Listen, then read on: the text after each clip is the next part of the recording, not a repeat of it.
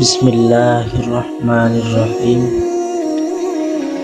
امام ابو حنیفہ رحمہ اللہ تعالی اسلامی فقہ کے عظیم اماموں میں سے ایک امام ہیں۔ آپ کا اصل نام نعمان بن ثابت تھا۔ آپ کی پیدائش کوفہ میں ہوئی تھی اور آپ کی زندگی کا زیادہ تر وقت وہیں گزرا۔ ایک مرتبہ امام اعظم ابو حنیفہ رحمہ اللہ تعالی ایک گہری سوچ میں ڈوبے ہوئے تھے کہ ایک شخص ان کے پاس آیا اور کہا کہ امام صاحب، میں آپ سے کچھ سوالات کرنا چاہتا ہوں۔ امام اعظم ابو حنیفہ رحمہ اللہ نے کہا، جی ضرور پوچھئے۔ اس شخص نے سوال کیا، کیا اللہ تعالی موجود ہیں؟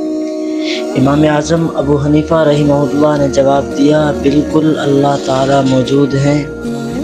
اس شخص نے کہا، کیسے؟ امام اعظم ابو حنیفہ رحمہ اللہ نے مثال دیتے ہوئے کہا کہ ایک کشتی بغیر ملاح کے چل رہی ہے، کیا یہ ممکن ہے؟ اس شخص نے جواب دیا، نہیں، یہ ممکن نہیں ہے۔ امام اعظم ابو حنیفہ رحمہ اللہ نے فرمایا، جب ایک کشتی بغیر ملاح کے نہیں چل سکتی تو یہ ساری کائنات بغیر خالق کے کیسے چل سکتی ہے؟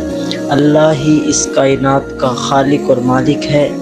پھر اس شخص نے دوسرا سوال پوچھا، اللہ تعالیٰ کو کس نے پیدا کیا؟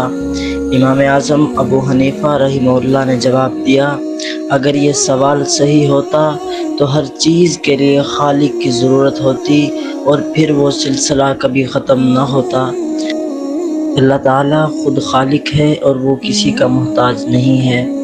اس کے بعد اس شخص نے ایک اور سوال کیا، آخرت کا وجود ہے؟